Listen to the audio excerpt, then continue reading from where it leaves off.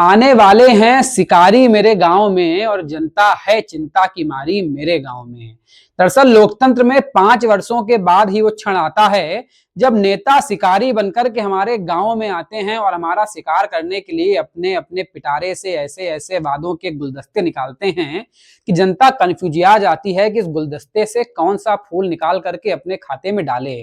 ऐसा ही कुछ हाल है इस समय बिहार का, क्योंकि बिहार में आने वाले हैं विधानसभा के चुनाव। और विधानसभा के चुनाव जब आते हैं तो जनता की मालामाल हो जाती है।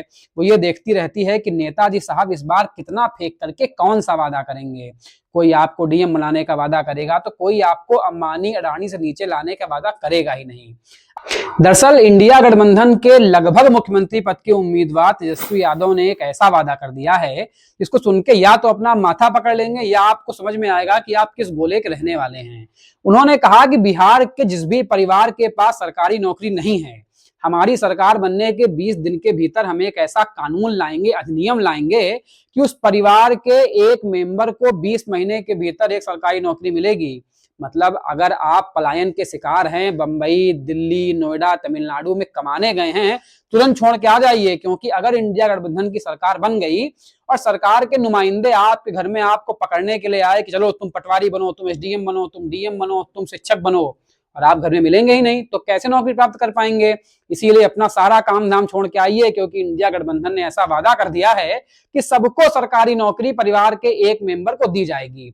मैं इसमें जा ही नहीं रहा हूं कि बिहार में कितने परिवार हैं, कितनी सरकारी नौकरी सरकार दे सकती है, ये सब तर्कों का विषय है, पर चुनाव तो कुतर्कों का ही सवाल है।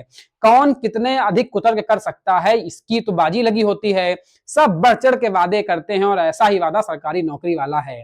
आपके पास योग्यता है कि नहीं है, आप किस काबिल हैं कि नहीं है, परिवार में कोई मेंबर किसी सरकारी नौकरी को प्राप्त करने के लायक है भी कि नहीं, आपके पास मेरिट है भी कि नहीं, ये सब छोड़िए, क्योंकि सरकार तो पकड़ पकड़ के आपको पटवारी और शिक्षक बनाने वाली है।